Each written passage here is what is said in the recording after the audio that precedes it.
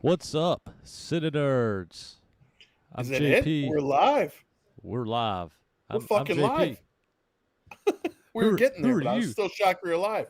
I'm just happy we are live. Uh, sorry, JP, we know who you are. I'm Ryan. Are you Ryan? Hmm. Yes, I'm much more stable than my wife's 80 personalities. She's listening in the other room, so I got to be careful. So our audio is working. Can you hear it in the other room? I don't know. Well, I wanted to make She's in sure. the other room. She's listening to me. I meant she's not listening to Oh, the podcast. So, but she should be listening to the podcast in the other room.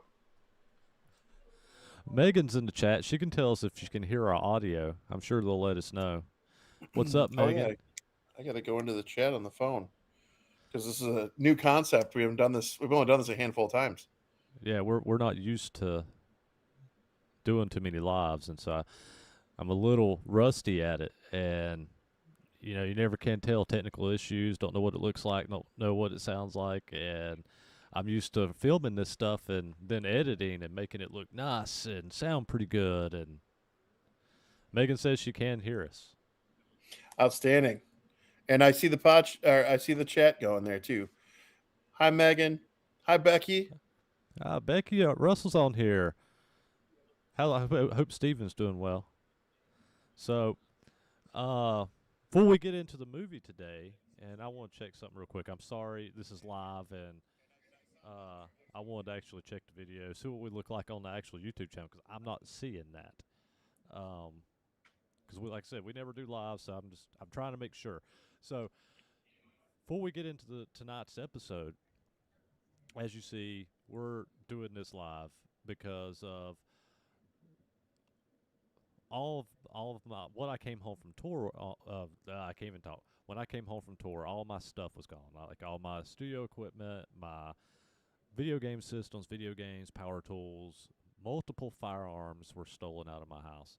Uh, so I've recently moved very quickly um, into a new little place for right now, and so we literally these. And when I say everything, like all my external hard drives were gone. So like all the backup files for our intros and things like that. All of our backup all of our backups for all of our episodes I had on external hard drives.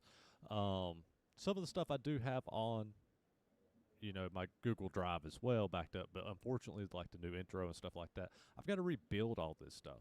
Um, Laptop gone, mic's gone, interface gone, so on. Uh, Bad situation. But I wanted to thank everyone who has donated because right now, and I'm gonna tell you guys something that I've not even told Ryan, and I'm gonna get to it, which is going to surprise him, and he's gonna be really happy. So that being said, everybody that has donated, I will tell you the dollar amount. About roughly, I don't actually have the exact dollar amount, but roughly, there's been about $3,000 donated to me to get the studio back up and running. And that being said, it lifted my spirits so much with everybody helping out, and in a very bad dark time. Like if you guys knew when I walked in my studio and saw what it looked like, my heart went to my stomach. Like I was devastated. So there's about $3,000, maybe a little bit more, but it's about $3,000 that has been donated to uh, my studio and the CineNerds studio. Um,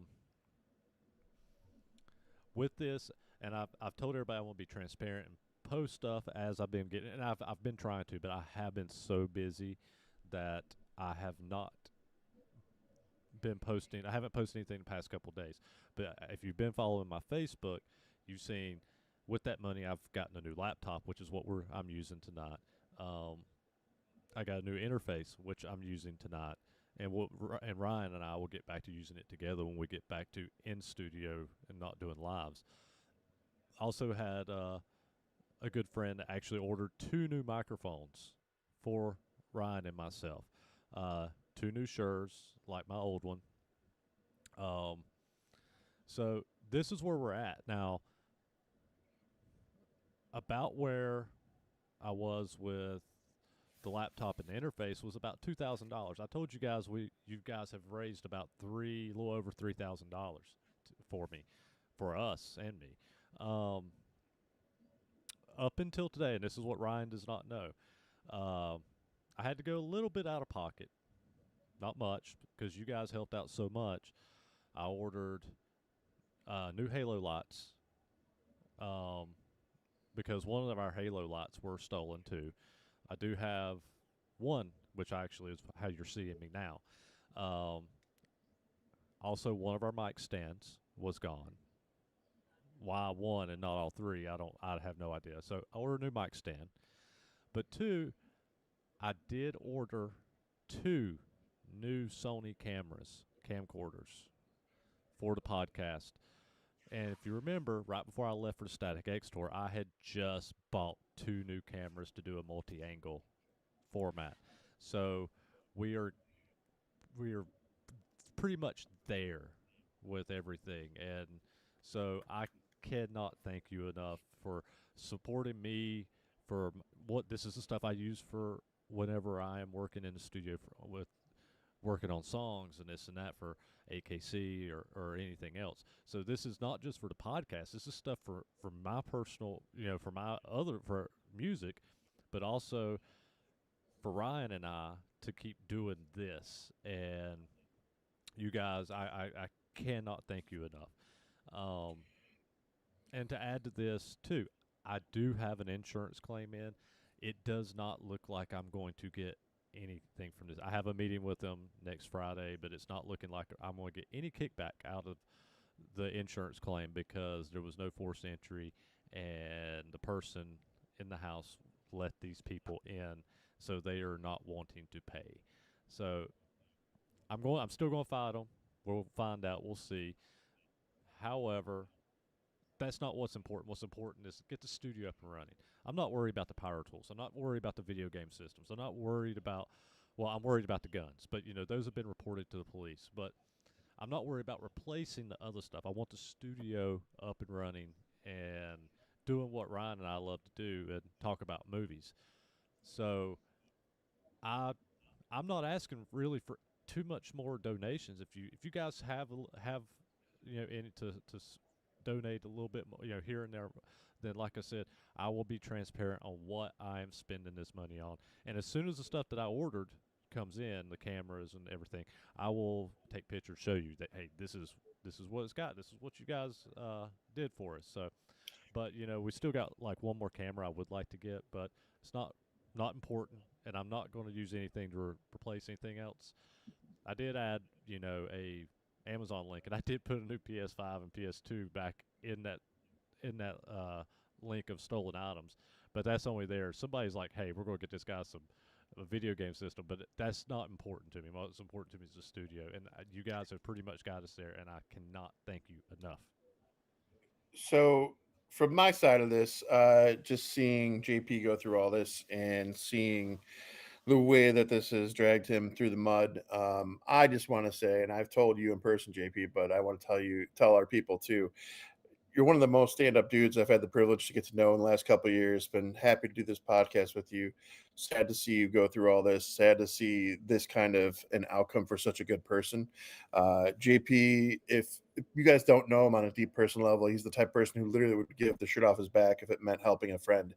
He is just somebody who is as real as it gets, as honest as it gets, and he's got a heart of gold. So like when bad shit happens to good people, I take it very personal and I get very real fast. So the fact that so many people came to rose the challenge here to help JP, and in turn myself with the podcast, I'm also equally grateful that he's got such a great community of people supporting him. So cheers to you guys.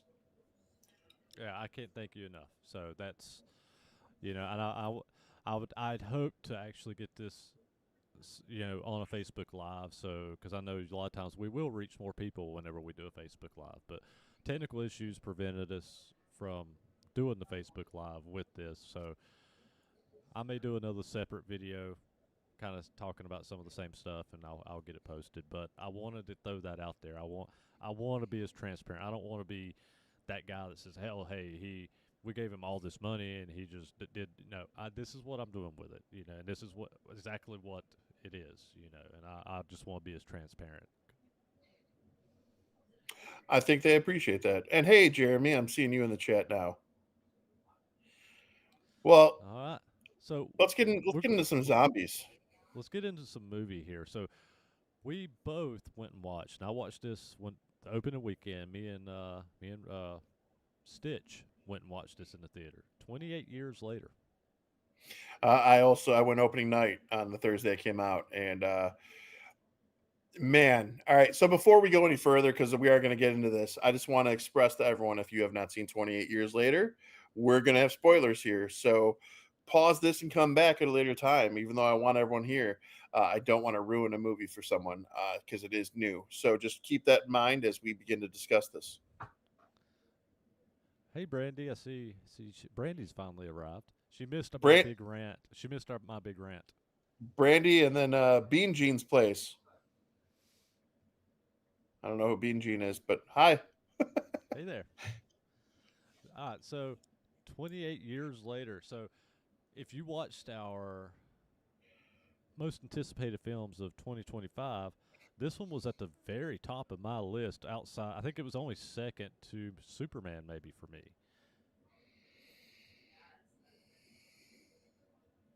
You Sorry, still I'm there, reading Brian? the comments. Yeah, I'm reading the comments as they're coming in. Trying to keep up with people since we're doing this live, so it's a whole different spin when we do it like this.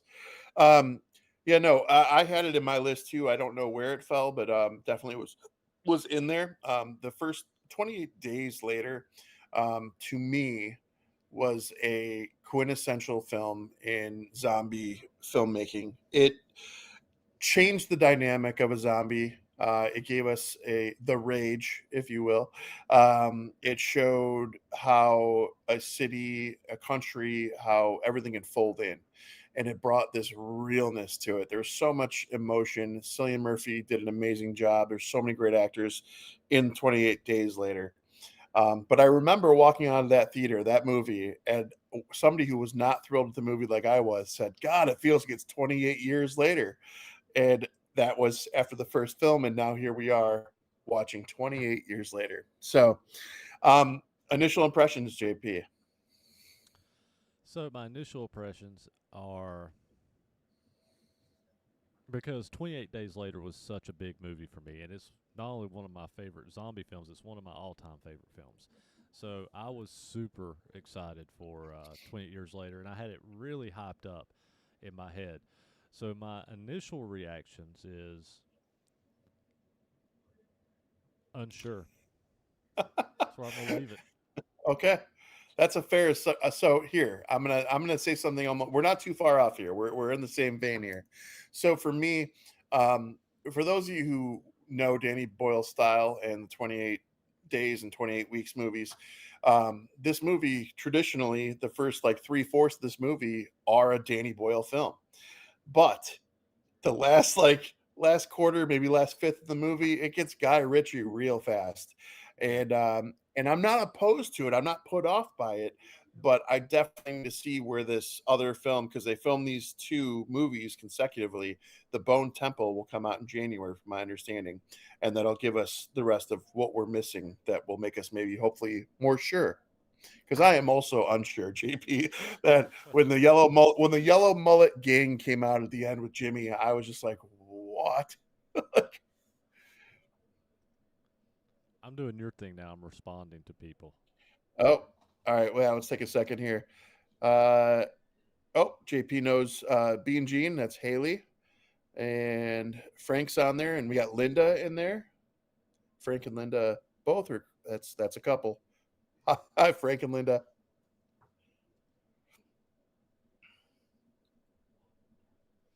Okay. Um, Yeah, I just typed in to let them know that if they check out the opening of this once we're done, to what we had talked about. Um, the thing is, I love Danny Boyle, and Danny Boyle. Even on our directors episode, like Danny Boyle is one of my all time favorite directors. And um, this, for me, and I really hate to say it, but this is one of his weaker films. It's weak, but it's not horrible. It's no, it's not bad. Um, you know, it's not a bad movie. It's actually a good movie. It's a really good movie. But um, for it being a Danny Boyle film, it's his worst. You know, I mean, when you look at Danny Boyle's catalog. I mean, you've got Train Spotting, you got 28 Days Later, you've got Yesterday, you've got Sunshine, you've got Lock, Stock, and Two Smoking Barrels. You know, he's got a ton of just fantastic films, and to say that this is probably his weakest or one of his weakest is not saying it's bad because he has so many great films. I the only reason I'm gonna lock in and say that I agree with you for the weakest of his films, but still good, is just because I feel like I really feel, or at least I hope, that when we get the Bone Temple, that we see the reasoning behind this and why it's so crazy weird. The shift that happens in this movie is pretty surreal. So I'm gonna start digging into this movie a little bit here. Are we ready for that? Go for it. Go for it. All right. So opening sequence. Opening sequence. You see a pretty brutal, good opening sequence. I think it's probably, I would say it's definitely on par with the other two movies for opening sequences. You've got a group of kids in a room who are hearing screaming outside of the room. The door's got a significant lock on it. The mom is popping in, or at least a mom figure is popping in to say, "Stay here, no matter what you hear. Stay here." And so you see these kids just all kind of panicking and crying, and then you hear the infection start happening outside the door, and the kids understand it too, and the look of horror on their face, it goes 0 to 60 real fast. One of these, like, I think, I don't know how many kids, there's a shit ton of kids in there. There's like 10 or 12 kids in this room. Yeah, there's a bunch. They're just piled in there. And JP and I are both not fans of violence with kids in movies. We've talked about that before, but this one got real dark real fast to the point where only one of those kids made it out of that room. And that kid starts running, and he runs to a church, and in the church there's a praying priest, and the priest has lost his mind. He's like end of days, thinking about God. I don't remember exact words that he was saying, but he had lost his mind. um, and he was ready for the rage to consume him as well, because he thought it was something involving God. Um, he puts a cross in this young boy's hand, and tells him God, something like, "God will always be with you," or something to that effect. Hmm. Um, and the boy takes the cross and sees the rage infected coming in, and he runs. The kid runs, and the priest is consumed. Now, the reason I bring up the sequence and talk about it in detail is because it's a tie-in to the original 28 Days Later. This church and the priest are the first church in area of rage infected people that Cillian's character finds in 28 Days Later. So I found that really, really cool. I liked how they did the little tie-in and brought it back a little bit. And then nothing with this kid. Nothing. Just gone. The rest, yeah, gone, gone. So I was like, okay, what happened with him? And I'm thinking that the whole movie. But I'll let you dig in on that piece and talk a little before I go further. Well, yeah, I mean, the whole opening scene is just. I actually really, really, really dug the opening scene. You know, the chase scene. It was intense. It felt very, like you said, Danny Boyle, like 28 Days Later. And you know, the boy to see his father get eaten, you know, under the floorboard as he's hiding under the floorboard. It's a great scene. You know, I forgot um, about that. yeah, I yeah, honestly I forgot about that. I thought he just ran, but that's right. yeah. No, he hides under the floorboards and he kind of sees everything happen and unfolds. And he has his father's cross necklace, his, you know, whatever he's holding. But and then he does once they leave, he runs, he gets out of there and you know leaves the church. But you know, and from there there's a time jump. That's you know it jumps to uh, 28 present years day, later. 28 years later, and then that's where you see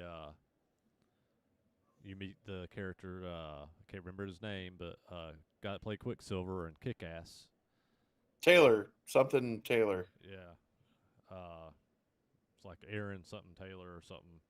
Yeah, I you got probably it. should have He's had. new. I should have been more prepared for this He episode. Like I've been so busy that I I don't take. I don't have any notes or anything open. he was, and keep in mind too, JP and I both have seen this movie, and we wanted to talk about this movie while it was relevant, because it is still doing some pretty crazy things. And we decided this last minute spontaneously. We didn't even know if we were gonna get an episode up this week because of Yeah, we everything talked that we've about had. taking a week off with everything because we don't have the studio up and running. You know, essentially. So we talked about taking this off, and then I kind of said, "Hey, do you have a day off Thursday?" He's like, "Yeah, let's do it live." I said, "We both watched 28 Years Later. It's relevant right now. People are watching. Let's do it." And honestly, like if you guys see reruns in the next couple of weeks, in any way, it's just because we're still sorting through all this. So just we're trying not to do that because we haven't done that yet. So just so you guys know, if it does happen, it's only because we're trying to sort through stuff. Yeah, but like I said at the beginning of the episode, I thanked everybody. We have some more equipment coming. I'm going to start getting the studio set up, and we're going to make it. We're going to make shit happen.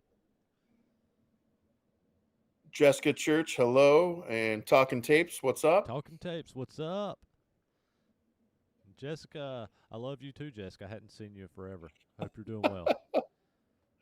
Um, what's This up, guy? Are man? you sure? This guy? Yeah, Aaron Taylor Johnson, uh, Quicksilver. You still with me, and Ryan? and Craven. Yeah, I'm just reading. Yeah. I'm Yep. reading comments, and I'm trying to find. There's a, I believe, and I thought I shared it on the CineNerds, but it looks like I didn't. I believe there was a box office number that already came in for a mark that they had crossed with 28 years later, and it's doing very well. That's all. People are responding well to it. Speaking of Craven, have you watched that yet? I haven't. If I do watch it, I'm going to go in with very low expectations. I went in. I watched it on tour. It was one of the few, one days I had off, and we were sitting at the Perry's Mask Museum for a day off, and me and Rick are sitting there, and we put it on. Had really no desire to watch Craven. Pretty fucking good. I'm not gonna lie, it's pretty fucking good. It's better than a lot of shit Marvel's put out in a while, and it was put out by Sony. Yeah, so I heard some people say some things along those lines. That's why, like you said, you went into 28 years later really hyped up and had high expectations. I feel like when we go into a movie, and Craven's a good example of that, we go in with these expectations or hype or in any way, it can really sway the way we look at a movie. So like I've gone to movies with really high expectations and I was just pissed off and they didn't deliver. And then I've gone to movies really low expectations that friends hated, but I loved. So you never know. So hopefully, I'm going to go into Craven with a low expectation and see a good film. Frank told me to turn my mic up. I'm let me see. Can is You, this you, you know what, JP? is I this a little noticed that better? it's just when you're direct and when you're not. If you pull away at Oh, all, okay. it yeah. Well, I've turned it up a little bit. I think I was down a little bit, so I should be a little higher now. I can give a little more, but And hello. and and while we're talking about you being high, we can talk about the natural high you're feeling with all these rad people in the chat. I know All this right, is I'm being odd. I cheesy. mean, to actually be here and trying to talk to look at over here at the comments and then trying to talk about the movie is Yeah, I don't know how Rick and these guys actually do this every week and to keep it together. This is Rick, tough. Rick and I talked about it actually. He said it's the way his interface sets up with whatever he's using. It allows him to pull Oh the yeah, chat in. I've got it right here. Right in front of me on with Oh, this like just very similar to his and it's just like it's a lot for me to focus on and keep my mind straight.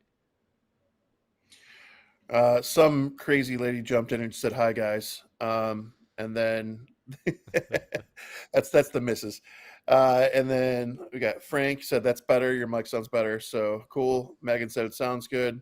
CM Tello jumping in. Thanks, Jeremy. Jeremy goes, there's no escaping Ryan's dad jokes. So this movie, they Aaron Taylor Johnson's character, he takes his kid out on a scavenging hunting trip out into the world, and everything is the whole island is is quarantined, so nobody goes off the island or on the island. So they that's kind of where the movie starts, and you they run into zombies, and you see smoke. Um, God, I can't even think. But Well, hold on, the hold kid, on. I was going to say before we get into that window because it gets really deep with that whole smoke and the fire. Uh, for me, this was interesting because this was a big kind of battle with Taylor's character and his son because his son was only 12, and everyone on the island was like, "Are you sure? Are you sure he's ready? Are you sure?" Because he's not. Wait till he's 15. Wait till he's 15. They tried talking him out of this because of the things that he would see. Because essentially, what they do is it's like a rite of passage, a coming of manhood, if you will. And he father takes son out. He gets his first kill on a rage infected person, essentially, and that's kind of where some of the troubles lead into. But JP, you want to talk about where mom is? the mom is sick. She is in bed sick, and you don't know what's wrong with her, but you know she's kind of out of her mind, and they're basically taking care of. I mean, they're taking care of her, and she doesn't want her kid to go out, but she also you know there's something wrong with her mind. She's going crazy, and she says one minute, you can't take him out there, and then the next minute she goes, oh, where are you going? And the kid tells her, I'm going to school, to not make her worry again and freak out again. So yeah, so the dad takes him out. Things almost kind of go leery while they're out there, but there's two interesting points I will bring up in this. One is before the fire portion that you were referencing with the smoke. Um, they come across a infected rage person with he's hung upside down.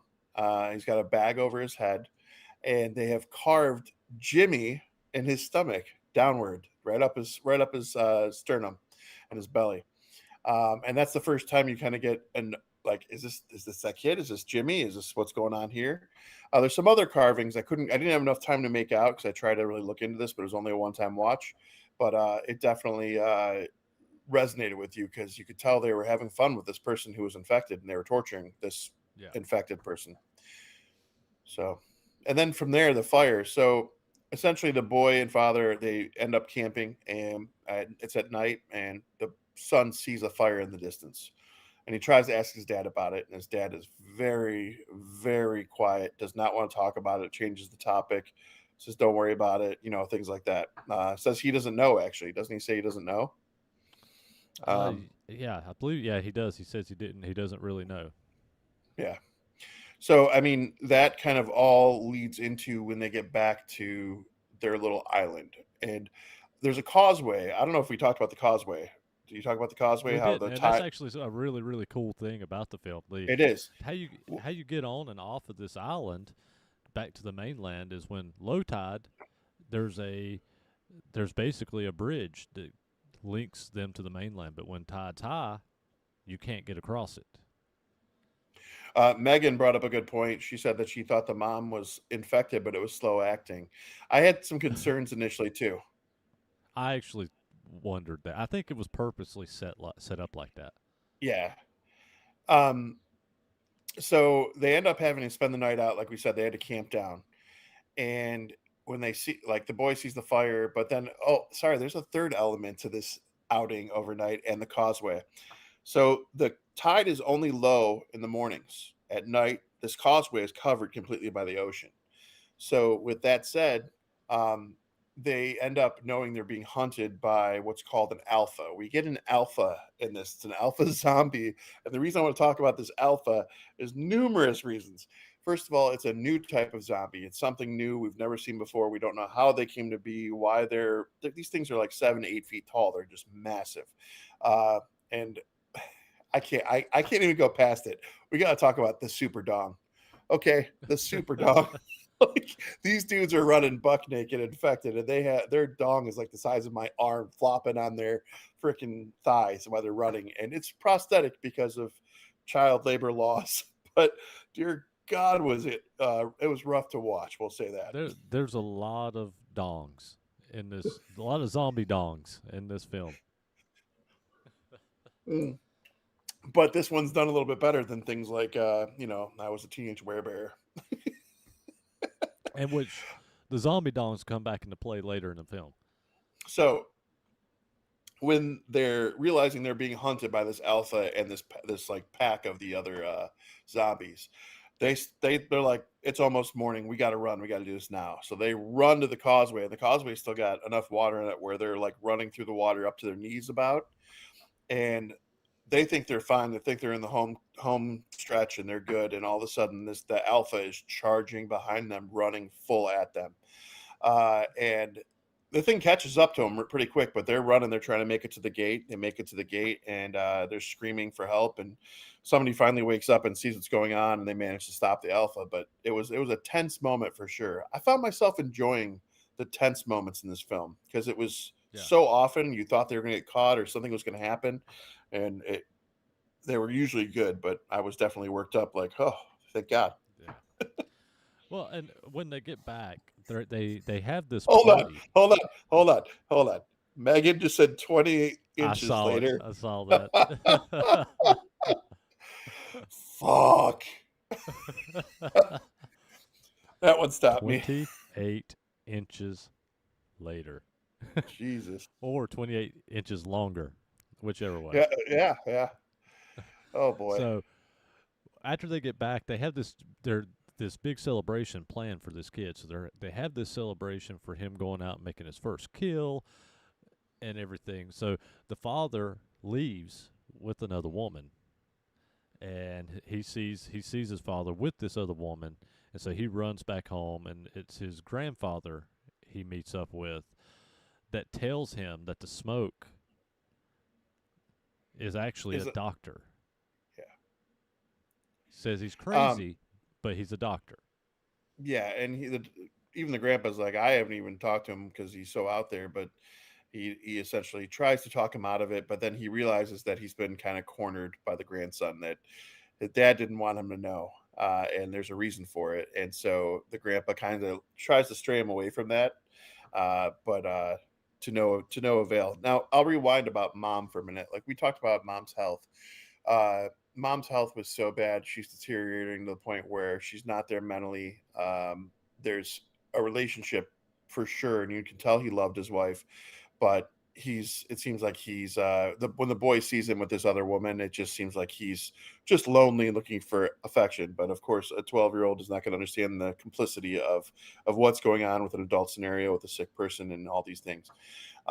So the son becomes very defensive. He feels he's a man now, which is what the party was for. He feels like he can speak up, like he has a voice for his household, and he needs to protect his mom. And he does the right thing in so many ways, but at the same time, without talking to his dad, it's just a little one sided. So he finds out this info, and he goes out of his way to try and get mom to the doctor. This becomes the new mission. Yeah. So he takes his mother, who is out of her mind, and to go find this doctor, sneaks off. And she's actually with it. She has good moments and bad moments. And this is something I really liked about this film. I love the journey. I love the journey of the child and the mom with um, her having her mind, for a while, and then all of a sudden she's kind of losing it on what's real and what's not. And the whole scene, the dream sequence scene with once they stop, they camp for the night after they get back out onto the island, and she's asleep, and he's watching guard, and he falls asleep, and he's dreaming, and all of a sudden he wakes up. He's dreaming, and he's dreaming that there's a zombie coming at him and attacking him. And then he wakes up, and it's the next morning, and the zombie is dead next to him. That whole Yeah, no, sequence was great. and those zombies too. We didn't talk about those. Those are new zombies as well. I don't know what those are referred to, but I'll it call them almost seemed like bloaters. bloaters. Yeah, because they're heavy. They're heavy set, bald. Almost the one slithers, and there are always packs of three, is what I gathered, and the other two are kind of the hunters on the outer edge. Um, and the one is slithering towards him while he's dozed off, falls asleep. Tells his mom he's going to take watch. He's going to take point, and she can sleep. And he dozes, and this thing's like about to get him, and it's right as he's about to get him, you just see someone come out of nowhere and just beat the crap out of this thing. And then you start understanding it was the mom having that moment of clarity or moment of not herself. I don't know what it was. Yeah, yeah. And it goes and flashes back and shows the mom actually fucking this zombie up. To be blunt, like, and it's fantastic. It's great. Yeah, because you see a woman that you think is crippled and unable, and this 12-year-old boy is going to have to protect her, and you're like, how are they going to possibly survive? How are they going to make it? And then she like flips a switch and becomes a Billy Badass, and I was okay with it because it was done well, and it was Mama Bear protecting little cub. What's up, Misty? And I was laughing a minute ago. Brandy said, "Whatever you do, don't Google Don't that." Google. Yeah, I saw that too. So Have you once the have you guys Googled Two Girls One Cup yet? year, like 20 years ago, however long ago it was. Um, so let's get back to those zombie dongs and Oh, not I'm not ready for all that. Come on, Jim. No. Uh, well, but the adventure though of them getting to like after that zombie portion, they eventually get to the doctor. And well, before we get there, and that's what I'm talking about, more zombie dong because we find the pregnant zombie. oh, that's right. Yeah, That's that where I was was talking about more zombie okay. dong because This is kind of huge too. this zombie is a female zombie. She is pregnant and she goes into labor and delivers a baby, and they keep the baby. The mom delivers the baby and takes the baby Well, before they they keep the go before they go to the doctor but why did they keep the baby? because it wasn't a zombie. Well, that too, but also because the she went crazy after she delivered. It was a weird moment because I don't know hormones. I don't know how the rage virus works in this situation because the woman is clearly pregnant. She's giving birth, but she's standing and then squatting like a woman would to kind of bear down. And she has a moment almost of humanity where she locks hands with the mom and are holding hands to help her give birth. And that was a really crazy moment for me. So these are the parts I really, really, really appreciated because there's so many more questions that come out of this for me. The big one being, okay, so is that baby just like the mom was, and 28 weeks later now, could her saliva infect and hurt people? Like I don't know what to expect out of this now. So it's interesting. Yeah, yeah. It was a little confusing because after that, an alpha shows up, and the alpha actually acts like he wants the baby because it's his, is the vibe that I got. Samson. The doctor called him Samson. Yeah. And then Samson has a fondness, not a fondness, but a weakness for morphine because the doctor, played by Ralph Fiennes, which is awesome. He And I did not even know Ralph Fiennes was in this movie. I did, and I just and when I saw the there's moments where they showed in the trailer little flashes of light by his face, and I was like, "Hey, I know him. I know who that is." I loved what was the New Year's Eve movie that he did back in the day? Oh, Was it I want to say the Doom generation, but it's not Strange no, Days. no, Strange Days, correct. And I don't know what it was about that movie, but I loved that movie with him. And so as soon as I saw his face light up, and obviously there's other roles he's done. Well, I mean, obviously, I mean he was in Red Dragon, and he was also Voldemort. Yep. No, he's just yeah, but you wouldn't recognize him from Voldemort to this. But yeah, no, it's he was awesome. But he has essentially a blow dart gun, and he has needles with morphine, and Samson was heavily impacted by this to the point where he couldn't move and he's just standing there like a zombie. And with his 28-inch dong. Um but it was an interesting moment because it seems like however the doctor had been living out there on his own, he had managed a way to live among them, around them, control them, and let it work to his benefit. And he had built a literal bone temple, which I'm Hmm. guessing is relevant to our next chapter. but that bone temple was so impressive, and but the way that he connects with the boy over this bone temple is a whole nother part that is very, very dark and interesting. Yeah, yeah. This Bone Temple, he is basically taking the bodies of the dead, and it's his way to make a memorial for everybody who's lost their lives. And he burns the flesh down, and I guess boils the flesh, whatever, however he's doing. But he gets it down to just the bones, and then he's stacking the bones, and in a fashion that is very tribal.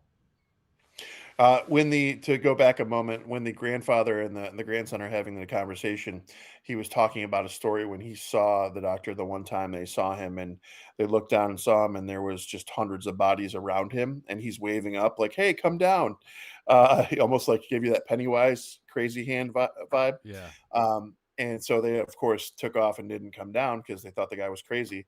But he was beginning that process all those years ago of that bone temple being yeah. built, and it plays a factor into the to the mom.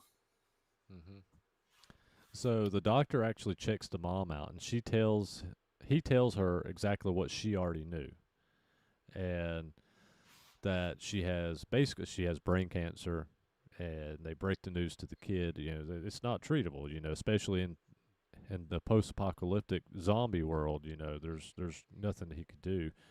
Um, and it was a very it was a strong scene. It was for me, that was one of the better scenes in the movie as well, with basically her telling her kid goodbye, and then her getting up and walking off, and Ralph Fiennes, the doctor's character, shoots her with morphine, with the dart as she's walking off. Well, he shoots the kid first to make him fall Yeah, asleep, so it's more peaceful for him to yeah, process, and she wants it on her terms, and it happened, and it went. I think it was also a very amazing scene of the movie for sure. yeah. And then, you know, he comes back and he's boiled the flesh off of her and gives the skull to the He's boy to. He said, "Put it in the most important place you feel," basically, and the boy climbed to the very top of this temple, this tower of skulls, and he puts it right at the top center. So Mhm. it's pretty amazing. While he's up there, he has a good, view of the sunrise too, and he just takes it in for a minute to Yeah, it's a be beautiful with the shot. top. Yeah. Yeah, that's Well one thing. done cinematography. One thing you can never take away from Danny Boyle. He does some great cinematography. Completely agree. Um, yeah, and from there, it kinda goes weird. Yeah, this is where the movie takes a shift.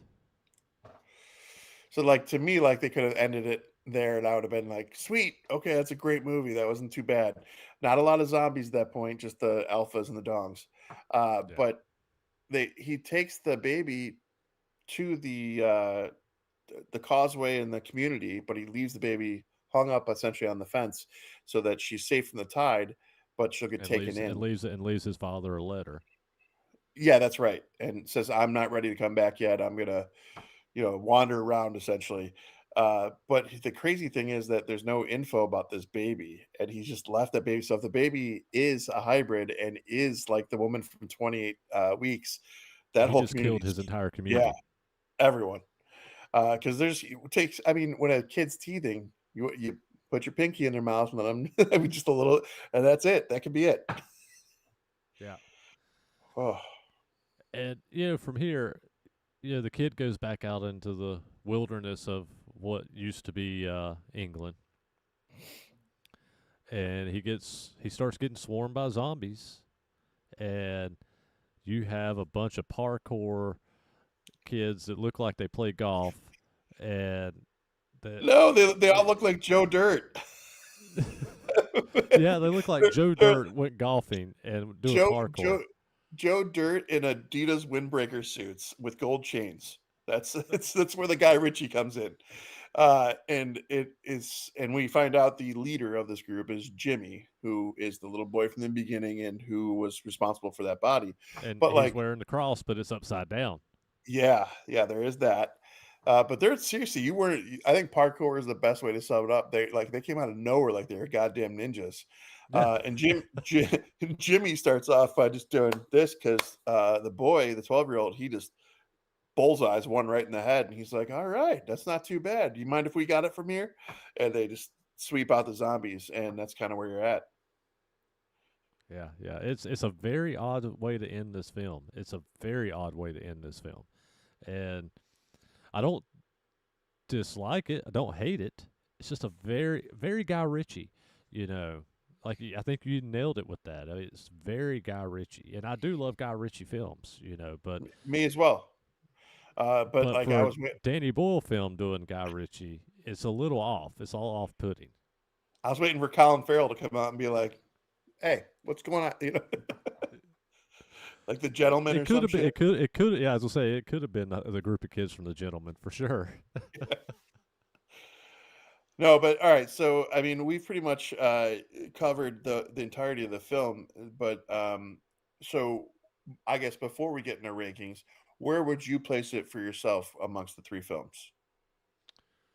Oh, it's definitely way better than 28 weeks later. I disagree. See, I'm not a big fan of 28 weeks later.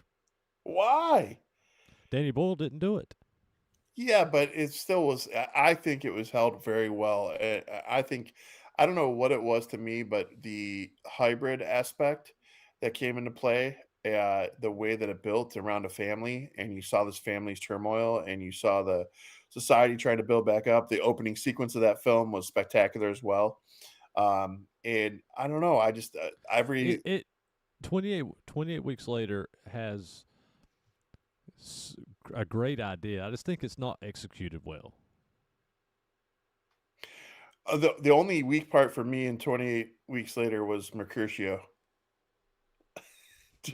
I don't know the actor's name, but he played Mercutio in the rock and roll Romeo and Juliet we got in the 90s. Yeah, I know what you're talking about Yeah, now. yeah, yeah. So he was a hard watch for the helicopter thing, but I did like Hawkeye. Hawkeye was in it, and he Yeah, I as I feel like I say, liked his Jeremy character. Renner. Jeremy Renner Right, was like the yeah. main military guy in in the film. So for me, after you said what you said, I'm straight in order right now.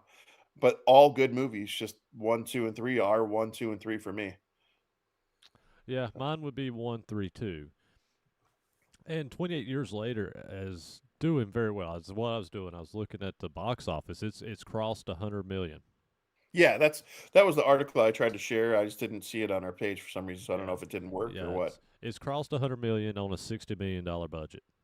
Which 60 million for this movie, I don't know. There's a lot of this that seems like a lot for some of this movie. But then again, this movie does look great. I think it's more the permitting, the actors' payroll. I don't think because the cinematography was just simple. Now, the set design for the Bone Temple and some of those things, I could see those being a lot. But yeah, that's 60 mil seems reasonable for that. But I'm happy to hear it crossing 100 mil and it's still young. For being honest, that movie still got time to grow and it's gonna get to a good number. And hopefully, the second one does great too. So Megan agrees with you. She's commenting saying that 28 weeks later is better than this one. So there's one agreement. So She we'll agrees see with what. you. She said she disagrees that 28 weeks later is better than Oh this. wait, yeah, she does. What she Yeah. says, I'm with Ryan on this one. So maybe I misread that. So Oh, yeah, yeah, maybe I did too. No, but I mean, they're all great films, so, this is one of those things I don't feel you can lose with. I just like, that 28-year jump is definitely there's a lot to understand what happened there. There's a lot to Oh, you know what we didn't talk about? That freaking blonde-haired soldier kid. So there's a blonde-haired soldier kid that's in this movie that this is like one of my bigger complaints about the movie, not in a bad way. I kind of liked it, but at the same time, he was annoying. So he's my complaint in the sense his character is annoying. But he had a goddamn cell phone, a modern ass cell phone, because he's from the United States, it seemed, or I just knew he wasn't from that country. He's a soldier, and he could look at his phone and do check-ins and look at the not he couldn't use it when he was in the quarantine zone, but he had a normal phone, essentially, like we all do now. And to me, that was like, okay, so is this just Britain? Is this how the world's It moved is. on? They Is it they they they said at the beginning. It said at the beginning that it was isolated to only Britain. so that leaves me more questions about the end of 28 weeks later then, because the end of 28 weeks later would suggest otherwise. So I'm just Yeah, curious, like what all happened there. Like that's I want to know more about that. yeah. I remember at the beginning of this film. I don't remember if it was something that was said or if it was something like in a text, but it said something to that it had ended up they had gotten it isolated to just England. So, but yeah, I agree. I Well, mean, the 28 weeks later left you wondering what was going to happen because yeah, yeah, no, but all in all, very happy with the movie. I've got a few that I'm excited that are coming up that I'm waiting to see in the next few weeks, but I'm more thinking towards Superman, January. Superman. Well, I'm behind now. I've got a built up list here. I not as much as Superman, but I want to see Megan 2.0. I Okay, want to see F1, which I had no interest in seeing F1 at all until I saw the trailer, and now I can't stop thinking F1 about the damn looks thing. yeah, it looks pretty good. Which, by the way, trailers don't sway me usually to like a movie if I'm just not interested. That was the first trailer that literally swayed me because it was so well. And I guess they invented specific cameras for that movie. Um, but that said, though, I love the idea of that one. What else just came out? Something else just dropped. The new Jurassic Park, and then we've got Fantastic Four and Superman coming. So we've got Yeah, quite the stretch coming up. yeah. There's a lot of good stuff coming out, and Superman's the top of the list. Fantastic Four, I'm pretty psyched about, and so, but it's we'll see. But definitely Superman. I mean, that comes out what next week. Yep, So yeah, I'll yep. definitely be at the movie theater watching that. So, oh yeah, well, Megan's talking about Spaceballs in 2 years. So but that was 2 years away. So we got a while for that one. I think we should do squares. We should do squares for if Mel Brooks makes it to the premiere of Spaceballs too. Uh, we'll do ratings. Sure. I guess we both picked this. So rock, paper, scissors, shoot. Rock, paper, scissors, shoot. This doesn't work like this when we're live. I can it's off and you can see what I'm picking before I pick for yeah. I'll just go. So for me, same feelings as JP here with the unsure. There are a lot of awesome redeeming qualities with this movie. There are a lot of great points, a lot of amazing character development. Um, I really would have liked to see a lot more zombies, if I'm being honest. I know we understand there's already a zombie outbreak, and I understand we've gotten so far along, but I would have liked to see some more. And not the alpha dong zombies, just regular old zombies. Um, but again, I'm not gonna review bomb as I keep hearing lately the phrase this because I don't know what number two has in mind. The Bone Temple should bring something more magical. So I'm gonna go with a 3-5 here. 3-5 nerds from Ryan. Okay, so we're pretty close on this because I think that this movie is beautiful. I think it's great, but again, like I said, it's one of the Danny Boyle's weaker films. Doesn't mean it's not good. Love Danny Boyle films. It is a good movie. It's worth seeing. I think it's worth seeing in the theater. But it does it bogs down a lot, and we didn't talk about that a lot. But this movie it bogs down a lot.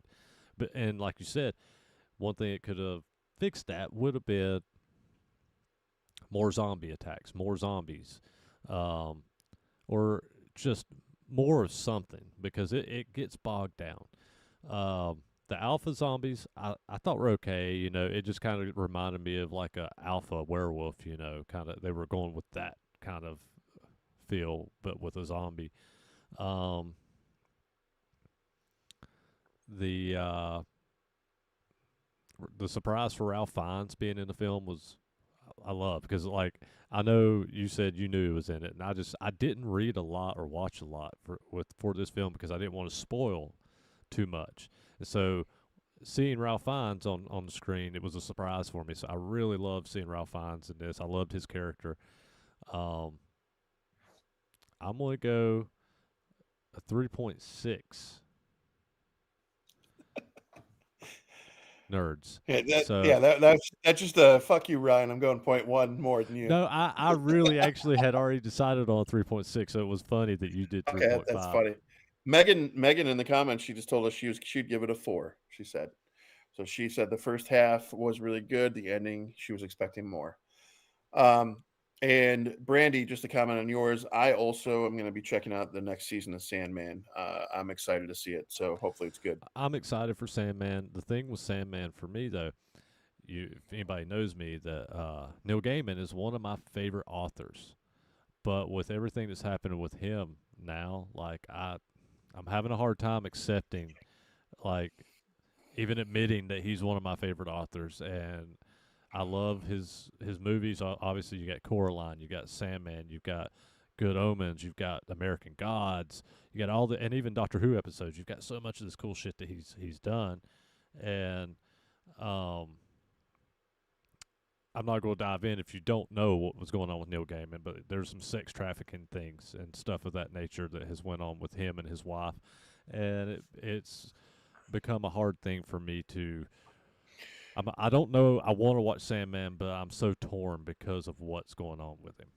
So I have a weird take on that, and my take is kind of I should just call it the Spacey take. So Kevin Spacey, we all know what all happened with him, and he was in an excellent show at the time called House of Cards. When House of Cards hit Netflix, I was watching this thing and I thought it was genius and it was a great mirrored reflection to actual politics because of how cutthroat things get, the things we don't know about behind the scenes, the level of horrible things that happens in the political world. And I was actually really into it. And when everything came forward, I think it was the end of season 3. I don't remember the season, but um, they ended up killing him off on the show and found a way to continue the show. And the reason I'm a fan of that concept, which I know they couldn't do necessarily with Sandman because of copyrights, but you got to think like it's not just one person might have the issue, but we're talking about like depending on the cast, the production, we're talking like anywhere from a couple hundred to a couple thousand people that could be let go or lose their jobs Yeah, because of something like this. So it's so much bigger than just saying I don't want to watch because of this person when I know it's impacting others and I feel like there still might be a quality product here. Now, had Kevin Spacey stayed in the show, I would have had a problem with that. I wouldn't have been able to watch the show in that regard. That would have been a little rough. But the way they went about it moving forward, all day. yeah, yeah. I agree, and I'll probably watch it, but I'm struggling with that, you know, and Yeah, it I hear you. hurts me because he's one of my favorite authors, you know. So, Yeah. all right, you got any recommendations? Why don't you go first? Yeah, I'll just say because I've not watched a lot. I've had so much going on, and I've been so busy that I've not really watched a lot other than some MacGyver episodes, and I've put on a few things just to have on in the background the past couple days, and not really watched anything. But the one thing I did watch, and we already talked about, so I'm gonna recommend it. Craven. Like I was blindsided that I actually enjoyed this film, because I thought it would hate it. I went in with low expectations. It's probably not as good as I thought it was, but with such low expectations that I had, I actually had fun watching Craven, and I liked the Aaron Taylor Joy Johnson or whatever his name is. In Craven a lot. I liked him in Craven a lot more than I liked him in 28 Years Later. All right. I'm gonna recommend a series. I'm gonna go with Mr. Robot because I just got into the series, and I'm finishing the second season right now. And holy shit! Like I absolutely love it. I love Remy Malek's narrator voice. That's very Fight Club esque. I feel like if Fight Club and I forgot the other movie I had. There's another movie, but essentially it was like if Fight Club and like V for Vendetta had a baby was essentially the vibe I got. And I'm still getting it. I love it. So I highly recommend if you haven't checked it out, to check it out because even the topics that I'm watching now and it was made so many years ago are super relevant still. So it's great. All right. Yeah, Trying to force that curse of the Curse the queer wolf Queer Whip is stuff on great, me. and so is La Avalancha. We're going to do those Oh, eventually. yes. No, we're not. Um, Ooh, but you know what? That does bring a good idea I had the other day. I feel. Have you seen that new series from Eli Roth about the cursed movies? Yeah, My wife I and have. my son were watching the cursed movies based on what they saw, and I was like, "That's a great cursed movies could be an episode." Yeah. Hang on. I'm All gonna right, have to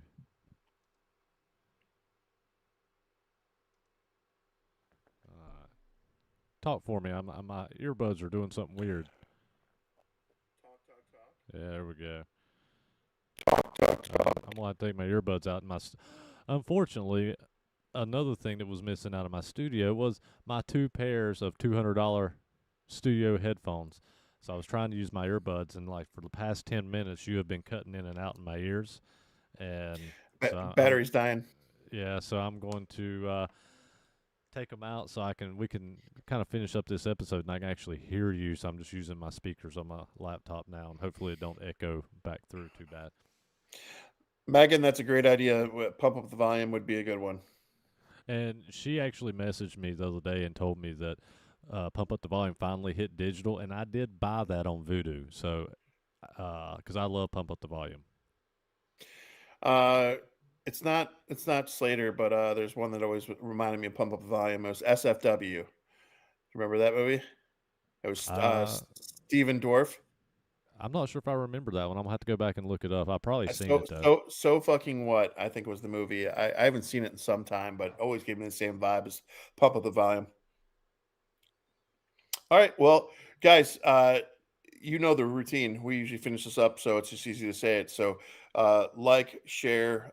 When you're done watching this, go down and give a little thumbs up to us. But sharing is the best thing that you can do to help us keep moving and growing. And we do have some really. I'm not going to talk details until things are cemented in stone, but we do have some really good things in the pipeline that we're working on and towards. So. Keep your ears open and your eyes open too. Yeah, and like I said, all the donations I've got a lot more stuff coming in from the donations and from the money donated that I have ordered. So when that stuff comes in, it should be next week. I'm gonna start getting our studio reset up so we can do this stuff in person, recorded and edited. And this lives thing, I want to do some more of these when we have time, going, continually going forward. Just because it is easier, with when we can't get together to film a bunch of episodes and him sit at home and me sit at home and we just do this and we can talk to you guys live and you know answer some questions. But I still prefer the actually editing episodes and the in-person interactions. It's just easier to feed off of. It's easier for me to feed off Ryan. I know it's easier for Ryan to feed off of me when we do this stuff in person. But I'm gonna keep you guys updated and posted on all that. And outside of that, you can go to CineNerdsPodcast.com. There it is. Our website where all of our episodes, there's links to most of our episodes, but you can go to our YouTube channel, our Spotify, our Apple Podcast, Amazon, whatever, whatever is it's on there between our link tree and all the links that I have posted on the website. So go there, check it out, share it with your friends, share it on your page, click like on this video, and please go back from the live chat. You can come back in and leave a regular comment once we stop, and any little bit helps. And just share this and share things off of our Facebook page, invite your friends, all that. Coolio. All right. All right. I don't know if we're going to take a week off. I don't know. We're hoping not, but We'll try not to. we're going to try not to. So I don't know what we're going to do next. Me and Ryan's got a lot to discuss, but we'll keep you posted on the Facebook page. And for you audio listeners, I know you're not going to hear this until it's already out, but I'll have this episode. I should have this episode downloaded and re-uploaded by sometime in the morning or tomorrow for you audio listeners. So you'll be able to come back and listen to um, this live stream. Cool. All right. Well, we are your Cine Nerds, and we'll Till, catch up with you hopefully next week. till next time. Later, guys. Later.